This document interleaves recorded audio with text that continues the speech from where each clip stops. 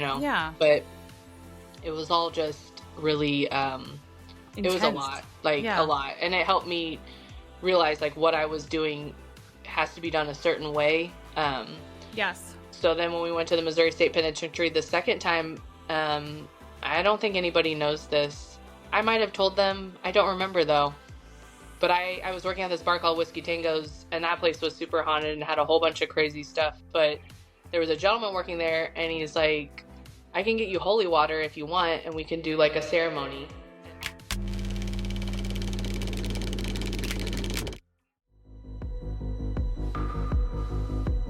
Welcome to Sasquatch and Sourdough, the podcast where we embark on a journey into the depths of the unknown. The mystery of life. Weaving together threads of ancient scripture. What do you mean, biblical? Tales of high strangeness. Tell them about the Twinkie. Whether you're a seeker of truth. We believe it's the heart of the house. Or simply hungry for a good story. What about the Twinkie? Sasquatch and Sourdough invites you to join us on a journey of discovery, wonder, and deliciousness. They fill your methods, your theories are Spooky. So grab your backpack, sharpen your senses, Do you think I'm spooky? and prepare to explore the sacred mysteries of our highly strange world like never before. And that is the whole problem with aliens.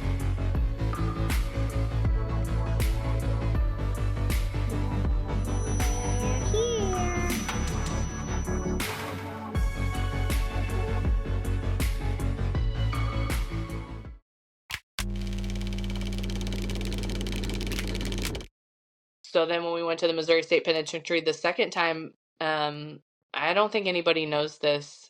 I might have told them. I don't remember, though.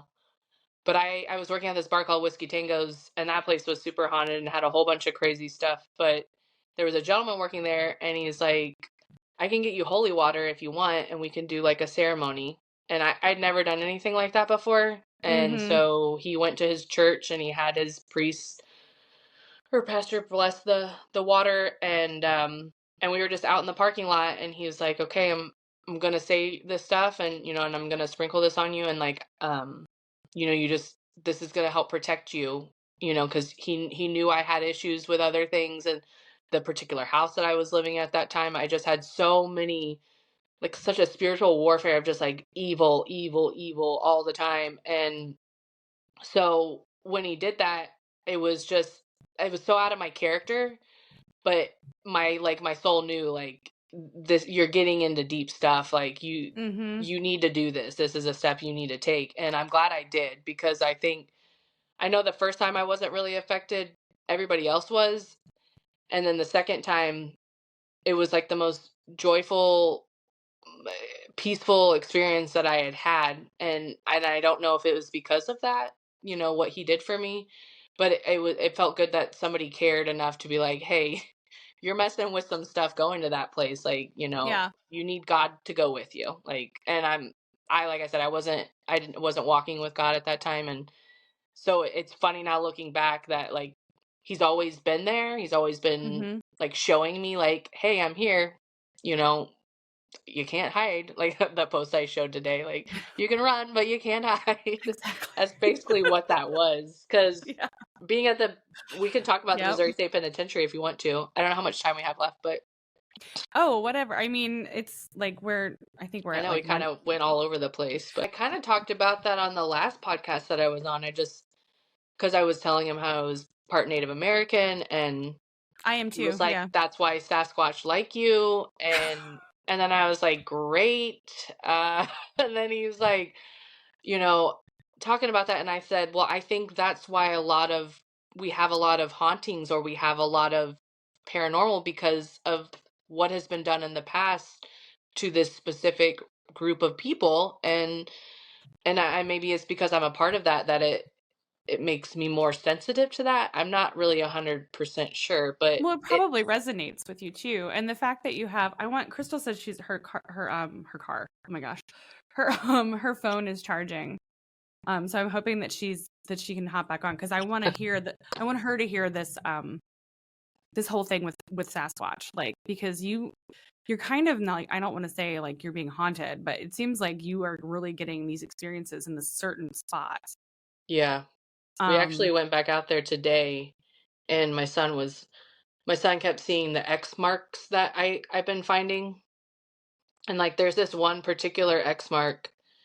It's part of the X is up off the ground, like it's like just like a log, and someone has taken a tree that's like this and has ripped the bark in half, shoved one in there, and then another one in there and made an X. Yeah. And my son was like, dude, he's like, okay. His whole thing is, I told him I was getting him a shirt that says, that's just natural.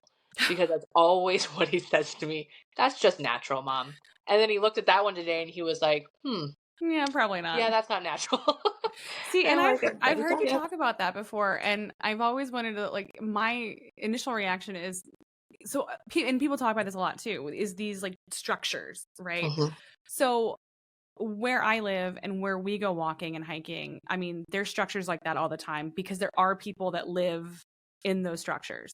There are like off the beaten path structures that we've made with our children. So I hate to be like the one to debunk things, but I'm always kind of a little bit more like, before we get like over the top, let's be a little bit practical about what we're actually seeing. So when you talk about those structures, are they structures that we could easily debunk and just say, okay, well, it was like a homeless person, or it was, some homeschooler, like, See, Mom? that's what the ladies at the nature center said, that my footprint that I found, that's just a homeless person. And so Right. they're just a one-legged hopper who hopped Something like that. Right. one time and then left. So I don't know where he hopped to, but Right. there's that. And then they didn't even know that the wood structures were even being made out there. That was what was shocking to me. It was like, you work here at the park, and this has been going on for years, and I've heard rumors of witchcraft and people going out and doing seances in that specific area. But this wood structure, it's not one that you sleep in. It's not even accessible for you to sleep in. It's just one log in the middle, and it's not like little tiny twigs that people can pick up. These are whole trees. Like, it's a whole tree. And the big trees start at the top, and then they continue to just keep going down into a smaller pattern. But sometimes there's two of them. There's recently only been one. And then I went off on the path. Like, I go off on the path. I don't stay on the path. Yeah. And in that particular area where we've had a stick thrown at us, there's this part where I went around, where I captured like the winged creature thing. I've just been obsessed with that area, and I was like, okay, I'm going to keep continuing to keep going. And I found another very similar wood structure. I don't know. They're not in like places that you would think are just like people are just like hanging out. Like, it's. Have you ever thought about saying everything's homeless is like, not that it makes me mad, but it's like some of the X markers that I find are so high up in the air that a human could not reach them. Like, that's the one that my son saw tonight, and I'll send you a picture of it because I took a picture. I was like, I'm gonna send this to Christina because. Well, can you take video? I was gonna say, like, take video. Yeah, I can definitely do that. I would start taking and actually, so that for our audience, you captured this like really weird thing, and it was because you were taking, unbeknownst to you, taking video, like while you were supposed to just be taking like pictures with your phone. I would say like that's actually kind of a interesting happenstance. Like, I would definitely just be taking, like, going in there like you're taking B-roll and just like, okay, this is where I am, like you were making a YouTube video, and then take the pictures, because then you can then you're really going to start being able to kind of create that, or not create, but like, oh, hey, there she is. Woo! Yay! She's talking about all the so Alex has had this crazy experience in the woods by like where they hike, and it's just this like constant like teasing Bigfoot, like with her and her kids. So I'm saying like next time she needs to just like take video and try to get the video really going, because something is like definitely toying with you guys. So tell Crystal about the X thing. Well, we've been finding X markers And the tree bends is what kind of really, I don't understand those two, but the tree bend was where we had like the sighting, I guess. It was literally right there in front of us, but that's how I knew where the spot was. And I see tree bends a lot, but the X markers they're usually up high off the ground, like to where people can't reach them. And like this specific one that I was just telling Christina about, it looked like someone had like, there was a tree that was in the ground, and it looked like someone had ripped the tree in half and then stuck a big huge branch inside of that. Like, because I told my son, he keeps saying these, like, it's just natural, but I was like, buddy, someone had to have shoved that tree branch inside of that half split open tree, and then another tree was inside of it too, and then they just cross and they make an X. And like I told my son, I said, okay, if a human were to have done that, tell me what they would have had to have done. And he said they would have had to have had equipment, they would have had to have had a ladder, they would have had to have been strong enough to rip that tree in half. And he said, or even if the tree was ripped in half, they would have had to have brought a ladder out there to pick that other one up and to shove it in that one. And he goes, and why would anyone go through the effort of even doing that? Why would you do that? Like, I don't know, but nuts. yeah. So he would always say, that's just natural. But like, then when I found the footprint, and then when we found, like I said, like the winged creature type thing, he was like, okay, this is interesting. And he was actually with me. He was with me when I had I call it the Men in Black experience, but in like later research, I find out like another person had a very similar experience, and they call him the creepy Burr Oak Woods entity. You can pull it up. It's on Google. But in my research of trying to find this lady to show her my winged creature, she was from MUFON. She acted like she was interested in my stuff, and then she blew me off. And I was really kind of upset about it, because she was in contact with the gentleman who reached out to her in like 2011, I think was when the article was wrote. And I didn't know anything about her or this guy. And he had a very similar experience with a man out in the woods that made him extremely uncomfortable. The guy made us extremely uncomfortable. Yeah. And other people that have been on their podcast are like, it sounds like Ingrid Cole. Ingrid Cole, yeah. And like Mothman. Crossed with Mothman because of like the bat type thing that I captured. Yeah, I just go right to government. Yeah. Well, they're trying to shut you up. There's a 180-acre limestone quarry that was abandoned and privately purchased by a man, and it is directly connected to Burr Oak Woods. It is a science and technology lab now for members only. And they have cult association, like allegations against them, really bad stuff. Like they have their own school, they have their own church. Yeah. You're only allowed down there, like, if you have permission. It's all gated off. Like, people don't leave the property very often. There's like a whole waterfall down there. I think we're actually going to get into this conversation in November with Drew from Cryptid Warfare. Yeah, I'm excited for that. That, because that's what I heard that story on. So everybody listening, I'll actually put that in the description so people can listen to that retelling, because that you guys and Drew is a wealth of knowledge.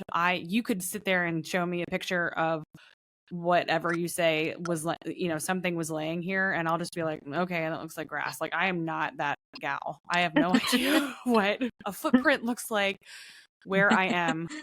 Like, I'm not... the fact that I do this whole thing with my kids where they're not allowed to walk behind me. Mm-hmm. Even though this park is really safe and is literally it's in a residential area. Like, I have a place that I've went to and had experiences at. It's called Monkey Mountain, of all things to be called, in my hometown, which is right next to the place that I'm living at now. I knew that Sasquatch was out there. I had experience with Sasquatch out there, and researchers from all over the world go there to research Sasquatch. And so in my head, I'm thinking, oh, they're not out here at this one. This is just full of people. Like, that one out there, it's isolated. It's like nobody goes up there unless you're like on a horse. Like, there's horse trails out there, but people don't go out there to just walk. So it's very isolated for them to be out there. So in my head, I wasn't thinking that they were at Burr Oak Woods. I mean, there's a whole nature center and just people walking nonstop. One weird rule though, you're not allowed to have your dogs or animal. Only service dogs are allowed at Burr Oak Woods. Really? Which I found that is, that is sus. Yeah. That is weird. So, and then it closes at a certain time, but like you're not allowed out there past 8. You have to leave. And that they I have, understand, but no dogs, unless it's no dogs are dog. allowed. Yeah, that's weird. And I told my kids were like, well, why? And I said, well, service dogs will listen. And I do know that there's probably, I don't know if there's bodies out there, but I don't know if maybe they don't want people out, like dogs out there to like find something. I don't know. A service dog would listen, another person. But then I also thought about no one wants to be out there cleaning up dog poop or stepping on dog poop on trails. Right. So that could be another reason, but I don't know, But I mean, so I didn't think that we would have those experiences out there, but when we had this creepy, I call them the Men in Black, because we were talking about Men in Black when we had this experience. Like I was telling my son about this documentary that I watched, and we're talking about it, and we'd never been out there when it was dark. We took side quests, and I told him what was the documentary? It's just called Men in Black. It's by Darcy Weir. Okay. He's one of my favorite documentary makers. He's from Canada. Super nice guy, super supportive. I really, really enjoy getting to know him. He's done so many. He's doing the documentaries about the UFOs from the water. Like he just had a big documentary come out about that. So he's very super well knowledgeable man. But I'm telling my son about this documentary, and I just watched it, all excited about it, and a lot of people are saying, okay, well, when you talk about things, you you can manifest things or whatever just by like thinking or talking about them. That's not your intention in that moment. I mean, otherwise it was definitely not. I would have ice cream floating to me all the time. Like that's ridiculous. Right? No. Chick-fil-A for me, but can't get that. So. But so we're talking about this, and this man is coming on the trail, and it's pitch black. Like we could not see anywhere near in front of us, and it almost appeared as like he spawned out of the ground. But in my like just obsessive thinking about it, I think it was so dark that it took my eyes like a second to adjust that like a person was walking up, and he was wearing all black. So it was very hard for my eyes to adjust. And when they finally adjusted, I said, "Oh my God, thank God you're not Sasquatch." And my son goes, "Why would you say that?" And I was like, "I don't know. I mean, I didn't think anyone was going to be out here in the dark, but I mean, So he was a bit of a distance away from us. And then when he walked past us, he didn't acknowledge us. He didn't say hello. He didn't nod his head. He didn't do anything. Ew. And most people on that trail, like we've been out there a million times. Most people on that trail, they do something, even if it's awkward. You know, they're just like, hey, and you move on. But I thought in the moment, I just thought maybe he had a headphone in, maybe he didn't want to talk, whatever it was, And so my son goes, "That was like weird." I said, "He probably just had a headphone in, buddy. Like, don't think about it too much." Well, he did not like this guy and the feeling that he gave him, and my son turned around to look at him. Well, he had walked quite my son said he walked quite a distance to where when he looked back, he thought he walked really far. Like, how did he get so far? And then he said, "Oh my God, Mom." And I said, "What?" And he goes, "The guy is coming towards us." I said, "What?" And he turned around and was walking towards us. And in that moment that my son says he's turned around and he's coming at us, the man just goes, "Ugh," like that. And my son goes, "F this," and he starts running, like booking it. And I had gotten this huge walking stick. We had this whole moment with this little kid. We're like, our special walking stick. Gotta have a special walking stick. And I'm like clutching this walking stick. And I'm like, do not let this person, like, or whatever this thing is, know that you are like completely freaked out. Like, just don't let them see you upset, Yeah.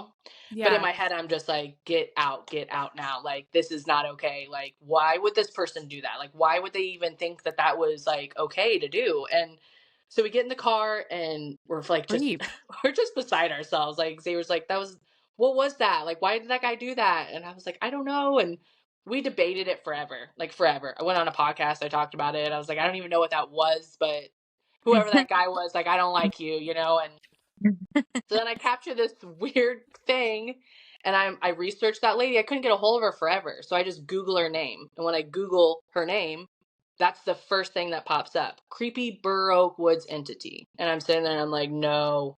Oh no. I was like, oh no, this is going to be bad. This is going to be bad. So I'm reading this article and this guy's like, hey, I heard your podcast. Everyone laughs at me when I tell this story, but you ladies seem like the people that I would listen to my story. And so this gentleman saying, I used to go out in these woods all the time by myself. He said, I would go out there all the time. And he said, and this particular time it was winter. He said it was like 20 degrees out. He said he would go pretty far out there. And when he's out there, he said he walked out into this clearing and he said there was a man standing there. And he said, and he had his back towards him. And so he said he walked a couple steps forward thinking the man would turn around. No, he stood there with his back to him. So he said he got this really bad feeling and he's like, I shouldn't be here. And so he said he starts backing up. And he said when he got about 50 yards away from him or so, he said he pulled up his binoculars and he said the moment that he got his binocular adjusted on this man, the man turned around.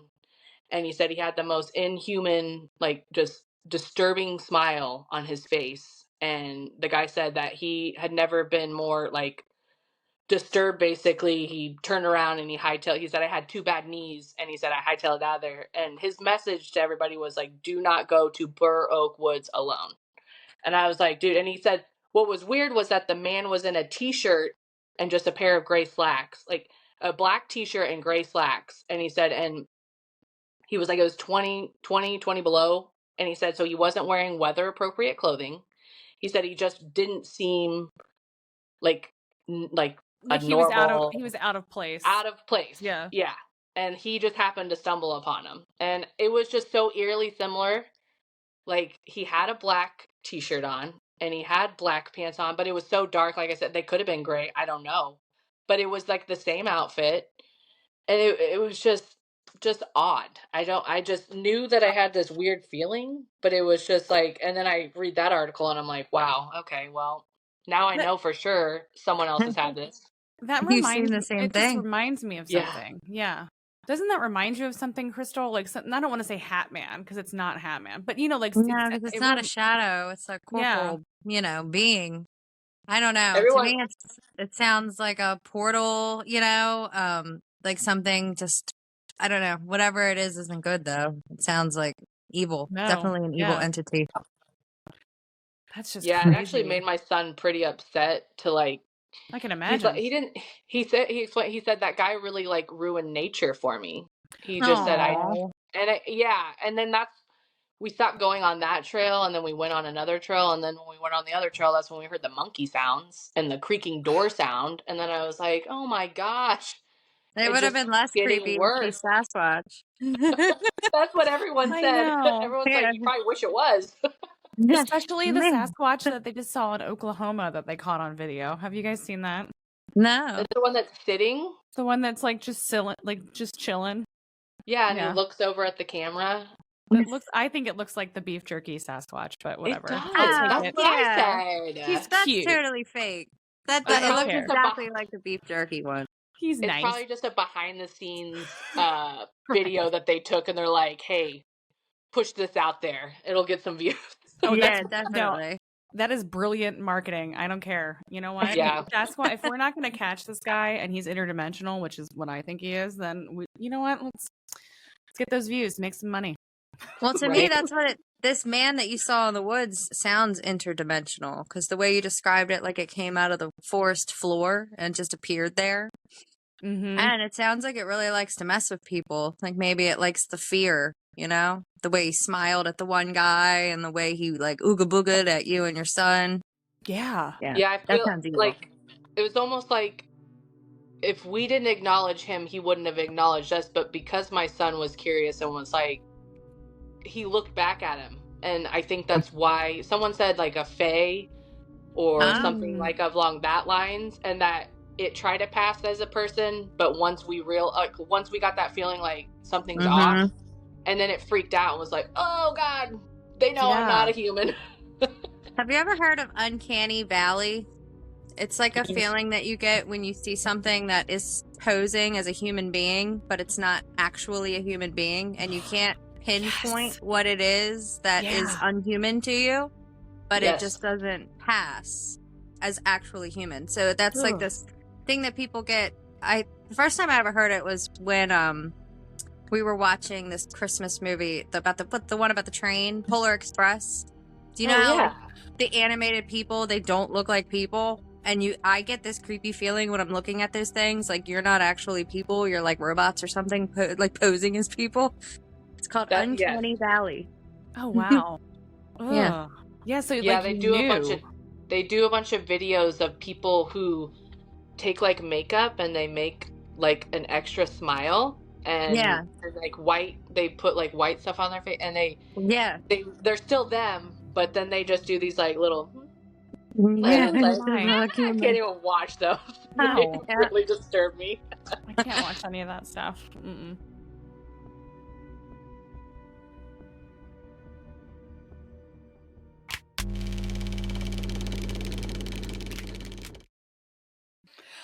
Okay, so what I want to do, if we have time, like I want to do two things. So, Crystal, when you were off, I wanted to have Alex describe. I wanted to get your take on this fabric thing because I don't know how fabric is made. Do you know? Like, what kind of dress was it? Like, what time period was it? So, like I said, the earliest artifact I could find was like 1920, and the latest I could find was 1969. So I'm assuming 50s maybe, or maybe 60s. But the lady made the dress. She took the material and made it herself. But I just don't know how they made. It almost looked like it was screen printed, like how it's on there. Like it wasn't like something that was sewn on, or it's not like a sewn pattern. It was just like, it almost looked like it was printed on there, and it's multiple times all over the dress. So I think Christina was trying to pick your brain on if you might know how people might have put patterns on dresses in that time. Well, screen printing was used even back then. Like I have a mother-in-law that actually worked in a screen printing place in like the 60s. And they were screen printing onto fabric back then, definitely. Okay. But I think that's probably how this one was made then. It has to have been. I mean, I'll get somehow in contact with you. I think on Instagram, Christina said she's able to send, or me and her are able to send photos that way and she can view them. But when I send them to maybe like her phone, it doesn't, because the Android, I'm not 100% sure. But yeah, I don't know. I'll send them to you somehow so that you can actually see them. But I have a picture of like the dress laid out, and then I have a close-up picture of the pattern. So maybe that would, I'm sure you'd probably be able to tell by looking at it. And like a lot of times women, when they were like making their own dresses for like themselves or their children, they were just like going to like a craft store, like Joann Fabrics or something like that, or whatever was popular back then, and picking up like actual like paper, what are they called? Patterns. Like usually like the big ones were like McCall's, you know, and it was like a little paper packet, and it would have all the little pattern pieces in it. Yeah. And they would just That's what I bought at that place. Yeah. So I bought the dress, and I also purchased packets of those dress patterns as well. The patterns, so I know she definitely made all the clothes for sure. And you could tell, like, it seemed very special for that time. I don't know, but I think anybody did. Yeah, a lot of women did for their families back then because things weren't so readily available to purchase. And if it was too expensive. So women saved a lot of money by making their own clothing for themselves and their children. And when you get into that, I feel like there's so much more like feeling and intention put into the article that you're making by hand for someone that you love, you know? You're personalizing it for them. Yeah. Than something that's just like mass produced that you picked up at like Target or Walmart or something.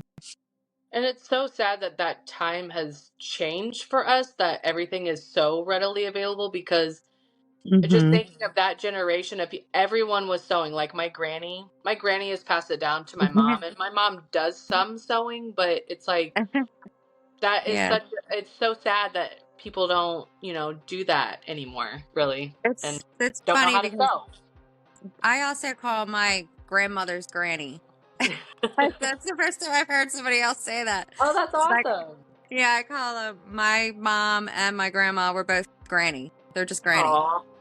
But we're also, my mom's side of the family is also from Missouri. I grew up going there like every summer and every Thanksgiving to visit our family in Missouri.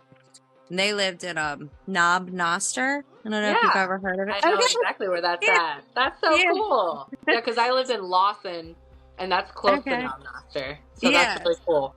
So my grandfather was stationed on the Air Force Base down there, and that's where he met my grandmother. And they were a very poor family that like lived on like a big like 200-acre cattle farm. And they still used like a well in like the 90s. So when we would go there to like visit, there wasn't running water. Like you had to go out to the well and bring in water to like fill the tub and to fill the toilet, and like it was crazy. Oh my gosh. Yeah, it was crazy. But I spent a lot of time there when I was a little kid, but I don't really like remember it too much. I guess the last time I was there was maybe 10, Yeah. But I do remember like my grandfather was always obsessed with like UFOs and like outer space, because he was in like the Air Force and he saw a lot of like really crazy things, like being in, the air. Wow. And he used to tell us stories all the time when we were little kids. I think just from being on that Air Force base down there for so long, and my mom knows more of the stories. I would have to ask her. But I always had a feeling that area was kind of like creepy, a little weird, Yeah, there's like the Knob Noster, and then is it the Whiteman Air Force Base? Yeah, Whiteman Air Force Base. Yeah, that's it. That has so many, and I'm realizing it now. It's only an hour from where I live. So really? It's just super. Yeah, it's super close. Yeah, that's really cool. I would love to see that area again. Yeah, I've heard a lot of crazy things, and I didn't realize how big it was. Like each base is like their own world. It's their own world. They have everything. Yeah. They don't. So when you look at the little tiny town of Knob Noster, the Air Force Base is like, I don't know, 80 times bigger than just that little teeny tiny baby town. Yeah. Oh my gosh. Yeah, I've heard a lot of crazy things coming in and out of there, and I've actually done I don't know if she wants to put this in there or not, but I do like Google satellite imaging, and I found a fighter jet or something, and it had, I'll have to send it to you guys. It's insane, but I was very interested in the Whiteman Air Force Base after everyone's like, hey, have you had any of, you've been having Sasquatch experience? Like, how close is it to an Air Force or to a base? And I'm like, if you hopped in a helicopter, you would be at my place in no time from there. Like, it's an hour's drive, so they would pop in no time. It's always It's always so interesting to me how, like, the Air Force bases or, like, any kind of government installation is always so close to all of these strange phenomena that we experience. Like, there's definitely a correlation or a tie. Yeah, we've seen unmarked black helicopters flying at extremely low altitude over Burr Oak Woods, like, multiple times. Like, I always know that that's where it's going. It's always flying over Burr Oaks, which nobody's missing or that I know of, but it's just like, my son was like, oh, okay, I see what you're saying now. And I'm like, I told you, buddy. Like, they probably came from the Whiteman Air Force Base. Yeah. Christina, we were just talking about how my family comes from Knob Noster, and it's an hour outside of where she lives. That's and we were talking about the Air Force Base that's right there. Oh, cool. I was hoping that you guys would, like, make that connection, because I wasn't sure where your family was from, Crystal. That's awesome. I did. I look, you showed me where you were from, and I got on the maps and just kind of looked, and I was like, oh, she's very close, you know, so I had a feeling you might know the town. So like, me and you, Crystal, don't even know each other, and the fact that, like, we have this thing. That's so cool. Like uncanny connection. Like you could have been from anywhere in the country or the world, and you're Exactly. from an hour of where my family was from that nobody's ever heard of. This tiny little nothing town, you know. And you spent time as a child there. That's awesome. That's really cool. And the funny thing is too, like when you really think about it, like so when people are telling all these like stories, you know, we always relate to like where we live. So like you're telling the story about like this random weird guy in like the park, and I'm thinking about like, you know, the park we go to, Crystal, where it's just like, okay, well, it's probably just some weird crackhead. Like that's what we experience, you know, or like where we live, it's definitely just some kind of like weird hobo or crackhead or something. Right. You know, there's nothing. Or like there's nothing really supernatural going on in there. If there's a helicopter, it's just like the ghetto bird looking for somebody that like they're looking for somebody that robbed the local like liquor store. It's really not that. I mean, we're right over the, you know, the county line from Baltimore City, so we're so like we basically like sit right on the line between the city and the county. We like straddle it. So if you go 2 steps this way, you're in the city. 2 steps that way, you're in the county. That's why we're always desperate for people to come on our show, because we're just like, all right, well, there's no Bigfoot here. Like, there's no portals. Well, there could be. Well, you never know. That's how I felt about Burr Oaks. I'm not gonna, and it's honestly strange. And I know we're about to hit the 2 marker, but what in me finding these things and like the footprint and the winged creature, it's led me on this history hunt. And I'm now finding that like there was a gentleman who owned this entire property before it was Burr Oak Woods, and he was a very like prominent person in his community. He unfortunately he had a lot of slaves. He had horses. Just owned a lot of land. And this other gentleman who was from Kansas, he's like an infamous Civil War leader. His name's Quantrell, and he actually was planning to come with a bunch of Jayhawkers, and they were going to raid this guy's farm out there at Burr Oak Woods. And the guy had a change of heart and actually warned the family, befriended them, and still went through the act with these gentlemen, but knew that they were going to kill those men. And that's what ended up happening. They shot and killed one of them on the spot. Two of the men ran into Burr Oak Woods and hid out in the woods somewhere, and they were both killed on site. 2 of them escaped and got back to Kansas, but that ultimately started a lot of I didn't realize like there's a lot of history that people put down, or you know, these men did a lot of bad things. They were called the Quantrell's Raiders, but if people actually looked at the history and saw what had been done to them, you know, they were reacting to things that were being done to them and their family members and people that they loved and cared about. And, you know, they didn't make the best choices, but it's history, whether you like it or not. You know, it's not pretty sometimes, but, you know, if you don't remember it, you know, it's going to repeat itself. But anyways, it's been very interesting to find that like there could be ghosts just out there wandering around. You know, there's rumored to be gold out there as well. They buried gold out there. Jesse James spent time out there. Yeah. Multiple times. I was going to tell you about that too. There's like this old legend, and nobody knows if it's true or not, but there's this old legend that my family likes to tell, is that Jesse James came to my family's farm and drank from their well and slept on their property in their barn. Like, and that's what he would do. Yes. Nobody knows if it's true or not. That's what he would do out at the Walker farm. They said that they camped out there. They would just camp out there, and that it was like it was a safe place for that group of people because they were all together. Jesse James and his brother rode with Quantrell. Like Quantrell was this leader. It's really sad because I mean, yes, they were in a tough spot because it was like a border war between Kansas and Missouri, and anybody that knows their history understands that stuff. Like, everybody was in a crappy situation. Yeah, and they were just doing what they thought was, you know, justice for their family and whatnot. But it is interesting to know that there is you know, that history's out there. There is deaths out there. And I thought, okay, well, if I had gold out there and I was a ghost and I didn't have a house anymore, you know, I would still want to scare people away because like Yeah. that's my property, that's my gold.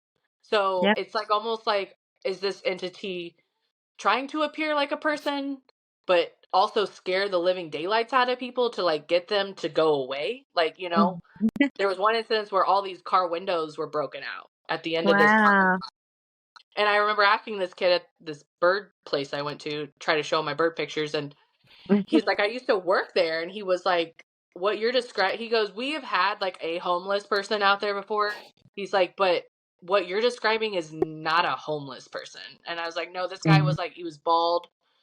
He was like average build, and just, I don't, it had no hair. Like, I don't know why the no hair thing is. I want to know, I want to ask that guy who saw that other guy, like, did he have hair or not? Because, like, I need to know. Give me Mr. every detail Clean. you got. Yeah. But it was Mr. almost like they T. didn't want to make the effort of, like, making hair. Like, it was just, like, make a body. Yeah. Don't overdo it. Just be bald. I don't know. It's just... Well, it sounds to me too like you definitely have some kind of like abilities, like whether it's like clairaudience or clairvoyance. You definitely are tapped into the other side, the other realm. And I don't know if every normal, like not normal, but if every average person would see that, if they were in there, would see that thing. Do you know what I mean? That man. Some people are just more open to that than others. Yeah, more sensitive. And maybe you were just that right type of spirit or, you know, person to be able to see that thing at that time. Yeah, I definitely think, and I think I kind of talked about this a little bit with Christina, but I don't really like plan anything or do anything, and I'm not doing a lot of research on things that I could probably be doing. Like, I know my calling will come whenever it is, and I like that. I don't force things, but I feel like there is something that I can do to be helping people. I already am helping people, but I feel like there's more that I could be doing, and I just don't know because I don't know a lot of history about myself or my family. That's really kind of a big cloud of mystery, but I know that my great-grandma was extremely religious, and she was extremely religious for a specific reason. She would go to the mental institution a lot for voices, and I feel like she clung to her faith to keep whatever that was at a bay. And I feel like I'm going down like maybe that same path. Not that I hear voices, but just like I just know I have something that's more than, I'm very sensitive. Like honestly, I'm just very, and that's why people are like, well, are you a medium? I'm like, I don't label myself. I just, if I have a message to give to people, I give it. Sometimes it bothers me so bad that I just do it because whatever that spirit or thing is trying to tell me to tell people, I don't like doing that. I really don't, because it makes people really uncomfortable. So I try not to do that, but sometimes it's so overwhelming that I just have to say it, and then I'm like, sorry, gotta go. Well, you're definitely tapped in, and you definitely have a gift, I believe, and you're using it to the best ability that you know how, and I think that's all you can do. And it kind of ties in, you know. Sure.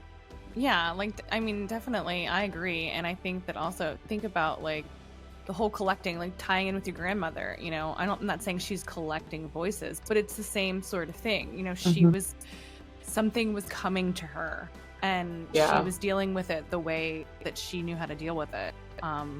The same thing with you. You're going to these, you're feeling drawn to these places, and for whatever reason, things are either, like, attaching or, you know, something. Now that gets into a gray area, a blurry area, you know, I mean, but for sure there's a connection there, you know. That's why I definitely... I think maybe, just keep yourself safe, you know. I don't know how much you believe in whatever you believe in, you know, maybe just try to keep yourself safe. Yeah. I definitely wouldn't do things alone anymore, I think, for sure. Yeah. Take someone with you. You don't want to fall through a floor. No. That's what I was just about to say. The one time I went out to that place and that burned house, I fell, and it's funny, but like my butt stopped me from going all the way through. And it was like now it's funny to think back, Yes. but in the moment I was just like, I Oh couldn't my get to God. the bottom of that basement Yeah. with broken legs, and like Yeah. no one would have known. No one Oh would have my known. gosh. It's horrible. Yeah. Ugh. You would have died in a basement on the floor. It's awful. No. But No. honestly, it would have just like no one would have been shocked. I'll say that Oh much. man. That's awful. They knew how much I God. love abandoned buildings, so they would be like, she died doing what she loved. Right. It wasn't your time. It wasn't your It time. wasn't. No. Your butt saved you. Really. Thank God. Yeah. On that macabre note, I think what we're probably going to do is I'm probably going to cut this up into a part 1 and part 2. Because I don't think we've never like had over a 2-hour with Everyone anybody. says that when they talk to me. Yeah. Every single. Perfect. We have so many good stories. Yeah. Oh, thank you. Yeah. It's I awesome. love talking to both of you. Like I hope I get to talk to you guys again and just Yeah, definitely. Just Yeah. I'm know going to that give you I have homework. some people to reach out to, and like it was so nice meeting you. Like I've been talking with Christina, but it Yeah. was so nice to meet you, Crystal. Like It was thank nice you to meet so you much. too. Yeah, I really enjoyed talking to you. I wished I wouldn't have had so many stupid issues. But I want to do this again. You know, so we can dive more into it. I feel like we just kind of like scratched the surface, and I would love to get to know you better. You know, Me and too. talk about all of our Absolutely. things. Yeah. Yeah, absolutely. We'll give you homework assignments too, because there's a lot of stuff, and we'll start looking into some stuff for you too. Yeah, you can give us some homework assignments. We have abandoned stuff around here. Mm-hmm. We're not as brave as you are, though. No. You were gonna cut that out. I have I'll fun. make somebody else go. Here, take my camera. You go. I'll wait outside. I'll be the Yeah. lookout. Exactly. No way. I'm not doing that. I was just on a podcast yesterday, talking about. I was telling my Gettysburg story, and I was like, I'll never do that. Yeah. Again. I'm not brave. Nope. Well, my husband and I, we like to do spooky stuff, but like we went to Eastern State Penitentiary on like a historical tour, and there's people everywhere, so you're not really in there by yourself, and you feel safe. And then we went to Penhurst Asylum. That was really cool. Ooh. In Pennsylvania. Yeah, 2 Pennsylvania places. But same thing. It was like a historical tour, so you're not by yourself, but you still get to like go in there. And there was like these old women that were nurses there when it was open, and they were able to like tell us all the stories about the people that lived there. And it wasn't so scary because they were just like telling us real stories about real people that lived there. And they were like, these are real human beings. They're not ghosts, they're not demons, they were people. Yeah. You know, and it just gave it like a really like human spin to like something that you're like, oh, this is so creepy and haunted. And they were like, no, it's more than that. There's actual like real people that lived here. So that was really cool. That was like a really nice history thing that we did. Perspective, yeah. Like That's kind of what they did at the Missouri State Penitentiary. It's old guards, and one of them was a warden. Like we had a warden and we had 2 prison guards that they took the time. They took 8 hours of their weekend because we paid, and they just basically showed us around and told us stories about like the living, and they told us stories that they had with the ghosts around there, which was neat. Yeah. They, you know, they thought we were crazy though. Like I brought in like an old 1900s like wheelchair. I brought a straight jacket. We brought hatchets. The guy was like, "You guys are nuts," and I'm like, "We're here to party, okay?" Yeah. I can't wait to look at all your photography. Oh, thank you. Yeah. So Alex, tell everybody, I think what we might have to do next time is like, maybe we'll do like a live or something, and we can just like have like field a bunch of questions that people might have, and we could just like live stream. That'd be cool. I think that would be kind of fun. But so why don't we put a pin on it tonight? And then we can we'll have you back on. How can people find your photography and find you? I am only on Instagram. I don't have Facebook. I don't have anything. My Instagram is the only thing I have. So that's like my portfolio for my photos. And then like I share reels of like any documentary or just anything that I find inspirational. It's funny because a lot of people have been following me for all the Jesus stuff that I've been posting, but they might get a plot twist here soon when they see me post something else, but hopefully it'll be okay. But I post about my life and about my faith, and if you don't want to follow me, then you don't have to follow me. But I share the coolest, like just all the documentaries I watch. I share little clips of those. I've been enjoying those. Those are really cool. Oh my God. That's my favorite. Like, my son was like, you sit here and you watch movies and you say, oh, that'd be a funny reel, or that'd be a funny thing to post. And he's like, why don't you just actually start doing it, Mom? And I was like, oh, yeah, you know what, I should. And so I started doing that. And that's actually I only had like 5,000 followers like 7 months ago. And now that's awesome. Almost, I just hit like 15,000. So wow, it's really neat. Cause like, you gotta laugh about things. I mean, I post serious stuff and I post like my research, but I make jokes about stuff sometimes. So if I find a funny Sasquatch, like there's this one video where this guy was talking about someone found a Sasquatch butt print or something. And like, I couldn't pass that one up. I was like, oh, this is going to be a good reel. Like, I got nice. But, so just like funny stuff, but you can find me. It's ASHAE_photography. So ASHAE_photography. Yeah. I love, that's my favorite. Like, people say your personality is what you use social media wise. And I'm definitely Instagram. Like, I can't do Facebook. I just can't. And Instagram seems to be my community of people that I've found. I have more people on Instagram that support me than people in my real life. I just don't have a lot of support. And so it's nice finding a community of people who support me. I support them. Like, I just love supporting everybody, sharing everybody's stuff. You know, it's just growing as a community, being collectively aware of things and helping other people be more aware of things and just open-minded. Like, I don't like negativity. So if you come with negativity on my page, you will be blocked. I don't even care. You didn't like that, blocked. I'm like, I don't need that follow. I don't need that comment on my stuff. Like, I don't care. Like, it's not about that. It's just about positivity and just exploring the world together, basically. I love it. We're here to support you. Yeah, I love that. I'm here to support you girls too. Yeah. Well, thank you so much, Alex, for coming on. So yeah, until next time. Bye. Bye. Bye. Bye.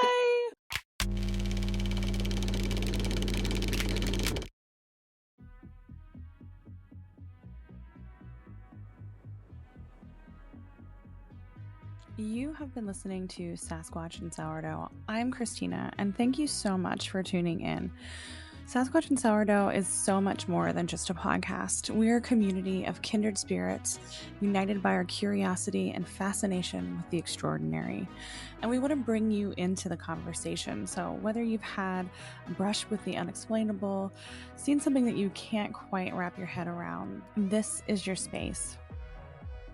We invite you to join us as we break bread and break down the barriers between the known and the unknown. If you want to share your story, you can email us at sasquatchandsourdough@gmail.com or send us a DM on Instagram. Until next time, remember, the truth is out there, God is with you, and everyone always ends up in the kitchen.